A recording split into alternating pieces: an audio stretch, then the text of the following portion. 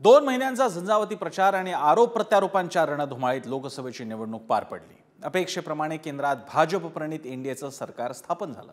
पंतप्रधान मोदींच्या मंत्रिमंडळात भाजप अध्यक्ष जे.पी. नड्डा यांचा समावेश झाल्यानं आता जगातील सर्वात मोठ्या पक्षाचं अध्यक्षपद कुणाला मिळणार याकडे सर्वांचं लक्ष लागलंय। या पदासाठी मराठमोळा चेहरा असणाऱ्या विनोद तावडेंच्या नावाची ही जोरदार चर्चा सुरू आहे।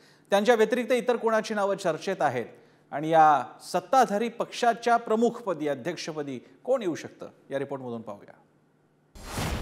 कोण असणार भाजपाचे नवे अध्यक्ष? 4 नावांची जोरदार चर्चा।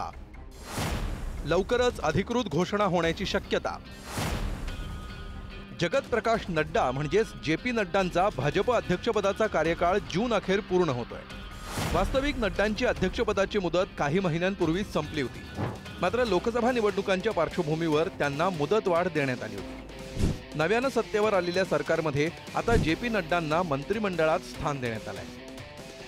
नड्डा यांचे उत्तराधिकारी म्हणून मनोहरलाल खट्टर, शिवराज सिंग चौहान, भूपेंद्र यादव, धर्मेंद्र प्रधान, सी.आर. पाटील यांच्याकडे पाहिले जात होतं, मात्र त्यांची देखील मंत्रिमंडळात वर्णी लागली आहे। त्यामुळे भाजपच्या अध्यक्षपदाची माळ कोणाच्या गळ्यात पडणार याची उत्सुकता निर्माण झाली आहे। मला याबद्दल माहिती असू शकणार नाही। मी विनोद तावडेंशी स्वतः बोललो, पण तावडेजी सुद्धा मी विचारलं त्यांना की तुमचं नाव आहे का, तर तावडेजींनी सांगितलं की अजून पक्षामध्ये सिनियर लोक आहेत, पण याबद्दल निर्णय तर पक्षाचे नेतृत्व करेल, याबद्दल मी मत व्यक्त करणे योग्य नाही। भाजप अध्यक्षपदासाठी प्रामुख्यानं 4 नावं चर्चेत आहेत।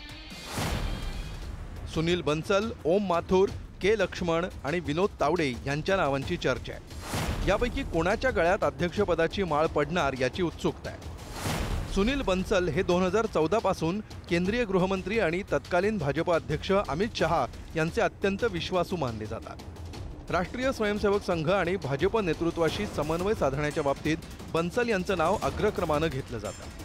2019 साली उत्तर प्रदेश निवडणुकीत अमित शहा आणि सुनील बन्सल या जोडगोळीनं भाजपला घवघवीत यश मिळवून दिलं होतं। ओम माथुर हे पंतप्रधान नरेंद्र मोदींचे निकटवर्तीय म्हणून ओळखले जातात। राष्ट्रीय स्वयंसेवक संघाचे प्रचारक म्हणून त्यांनी काम पाहिलंय।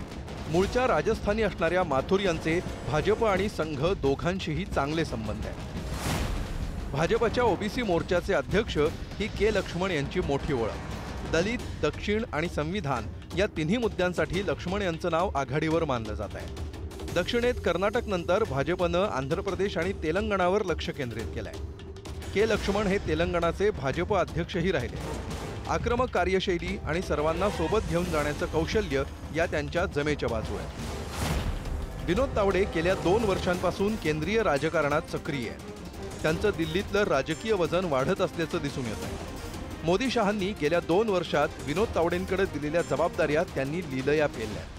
लोकसभा निवडणुकीत बिहारमध्ये तावडेंनी शानदार कामगिरी केली होती। त्याआधी पंजाबमध्येही त्यांनी आपला करिश्मा दाखवला होता। चंदीगड, हरियाणा आणि बिहार या राज्यांच्या प्रभारीपदाची जबाबदारी तावडेंनी सांभाळली होती। त्यामुळे तावडेंचं नाव सर्वाधिक आघाडीवर मानलं जात आहे। विनोद तावडे आता देशाच्या राजकारणामध्ये अत्यंत मोठी छाप त्यांची पडलेली आहे। एक महासचिव म्हणून ते काम करतायत आणि पक्षाने जर त्यांच्या अंतर्गत जर धोरण काही ठरवलं तर ते महाराष्ट्रातही येऊ शकतात, इथेही चांगलं काम करू शकतात, परंतु आता त्या पार्टीचा तो अंतर्गत प्रश्न आहे, त्याचा निर्णय त्यांचे वरिष्ठ घेतील। भाजपची मातृसंस्था असणाऱ्या राष्ट्रीय स्वयंसेवक संघाची भाजप अध्यक्ष निवडीत काय भूमिका राहणार हा मुद्दाही महत्त्वाचा असणार आहे।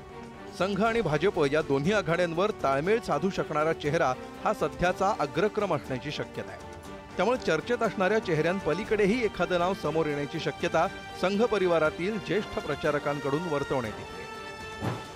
लोकसभेनंतर येऊ घातलेल्या महाराष्ट्र, हरियाणा यासारख्या महत्त्वाच्या राज्यांमधील निवडणुका जिंकण्याचं आव्हान भाजपसमोर असणार आहे। महाराष्ट्रात आलेलं अपयश भाजपच्या चांगलंच जिव्हारी लागलंय। उत्तर प्रदेशात समाजवादी पक्षानं मारलेली मुसंडी भाजपसाठी डोकेदुखी ठरू शकते। त्यामुळे उत्तर भारतासह दक्षिण भारताकडेही भाजपनं लक्ष केंद्रित केलंय। या सगळ्या गणितांची जुळवाजुळव कशी होते आणि अंतिमतः कुणाच्या नावावर अध्यक्षपदाची मोहर लागते याची उत्सुकता आहे। ओम देशमुख, पुढारी न्यूज, मुंबई।